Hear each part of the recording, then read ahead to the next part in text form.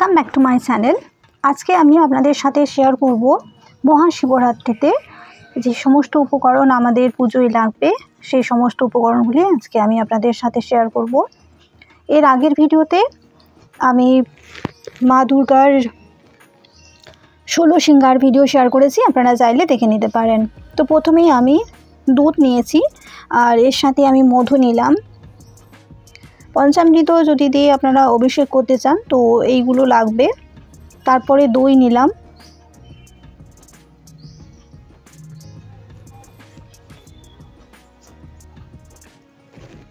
এরপরে ঘি নিয়েছি।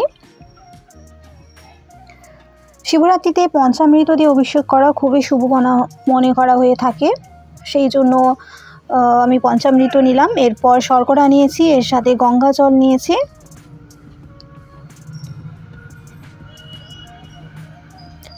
এবং গোটা অখণ্ড চাল নিয়েছি এবং গোলাপ জল নিয়েছি। একটি সুগন্ধি জল তৈরি করব, সেই জন্য এই সমস্ত উপকরণগুলো নিয়েছি।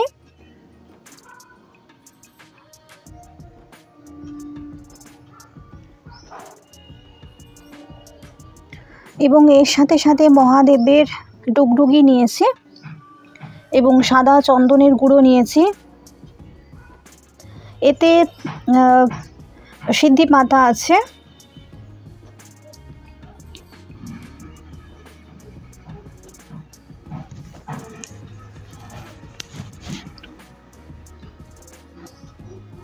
এবং এতে ভস্ম আছে, বিভূতি যাকে বলে, এবং এতে কুমকুম আছে।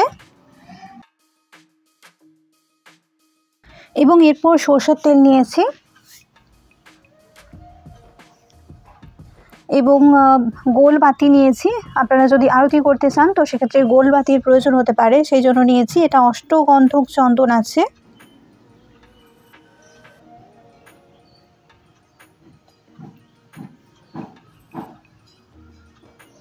এবং এর সাথে গোটা শস্য হিসেবে গোটা সবুজ মুগ নিয়েছি এবং এতে কর্পূর আছে।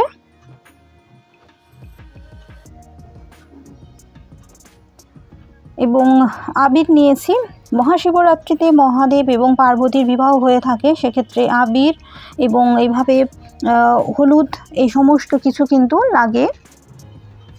এতে কালো তিল আছে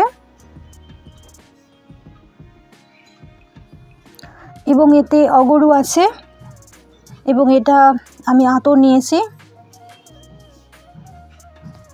এতে ধূপকাঠি আছে। এর সাথে সাথে দুটো আমি মোমবাতি নিয়েছি এবং এটা হচ্ছে লাল আবির, যেটা আমি পুরীতে গিয়েছিলাম তখন সেখান থেকে নিয়ে এসেছিলাম, বা লাল সিঁদুরও বলতে পারেন। এরপর মা পার্বতীর জন্য আমি সিঁদুর নিয়েছি এবং এটা গোটা শস্য হিসেবে জব নিয়েছি, আপনারা পঞ্চশস্যও নিতে পারেন। এবং দুটো ছোট পৈতে নিয়েছি, কারণ বড় পৈতে শিবলিঙ্গতে ঝাঁকা পড়ে যায়, সেজন্য ছোট পৈতে নিয়েছি।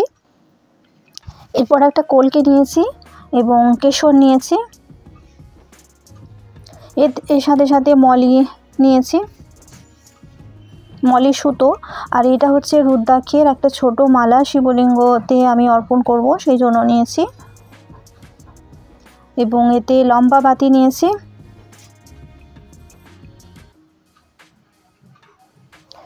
এবং এলাচ এবং লবঙ্গ নিয়েছি। এটা পুজোর ক্ষেত্রে প্রয়োজন হতে পারে, সেই কারণে নিয়েছি। এরপর একটা দেশলাই নিয়েছি ধূপকাঠি এবং প্রদীপ জ্বালানোর জন্য, এবং কাঁচা টাকা নিয়েছি পুজোতে ব্যবহার করার জন্য। মহাশিবরাত্রি একটি বড় পুজো এবং এতে অনেক জিনিসপত্রের প্রয়োজন হয়, তো সেই কারণে আমি আরও একটি পাত্র নিলাম।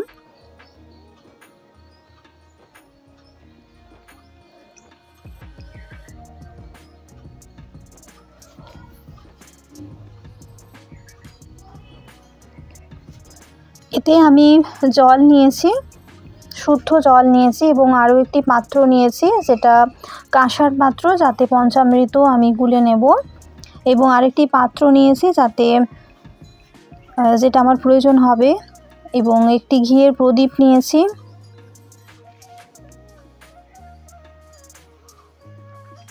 এর সাথে সাথে কর্পূরদানি নিয়েছি কর্পূর জ্বালানোর জন্য, এবং ধূপকাঠিও নিয়ে নিয়েছি আলাদা করে।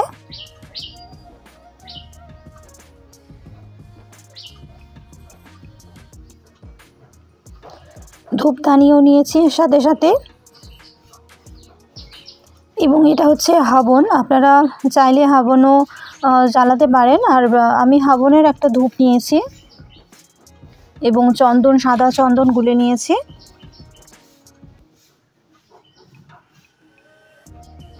এবং এর সাথে সাথে মহাশিবরাত্রিতে শঙ্খ ইউজ করা হয় না, সেই জন্য আরতির জন্য আমি ঘণ্টি ইউজ করেছি। আপনারা চাইলে ডুগডুগিও ইউজ করতে পারেন। তো এই সমস্ত কিছু লাগবে। এর সাথে সাথে আরও ফুল, বেলপাতা লাগবে। তো সেইগুলো কি কি লাগবে একটু দেখিয়ে নিই আপনাদের। এতে ধুনো সহ আমি ধুনো কুণ্ড তৈরি করে নিয়েছি।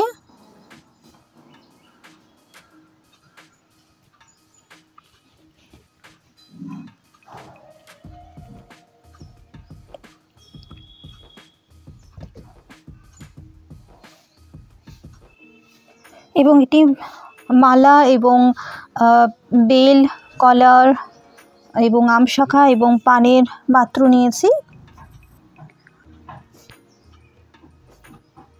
আগে থেকে আমি এটা তৈরি করে রেখেছি যাতে পুজোর সময় আমার সুবিধে হয়। এবং ফুল লাগবে কিছু, এখানে বিভিন্ন ধরনের ফুল আছে, ফুল, বেলপাতা, দুর্ব, তো এসব আছে। এবং একটি রুদ্রাক্ষের মালা নিয়েছি জপ করার জন্য। এই মালাটা মহাশিবরাত্রিতে কিন্তু প্রয়োজন হয়, তো সেই জন্য আমি রুদ্রাক্ষের মালা নিয়েছি। এর সাথে সাথে একটা শিবরাত্রির ব্রত কথার একটা বইও লাগবে, তো সেটাও নিয়েছি।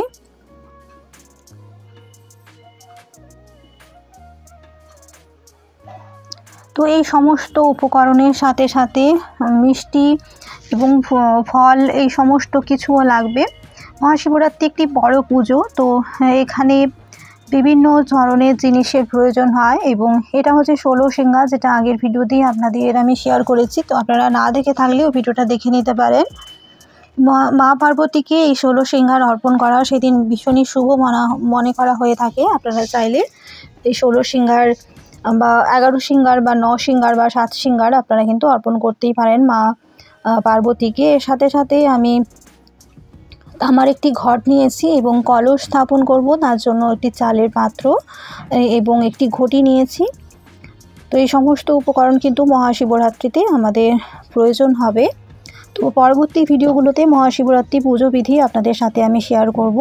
তো ভিডিওটা ভালো লেগে থাকলে অবশ্যই লাইক, শেয়ার এবং সাবস্ক্রাইব করে রাখবেন। Thank you.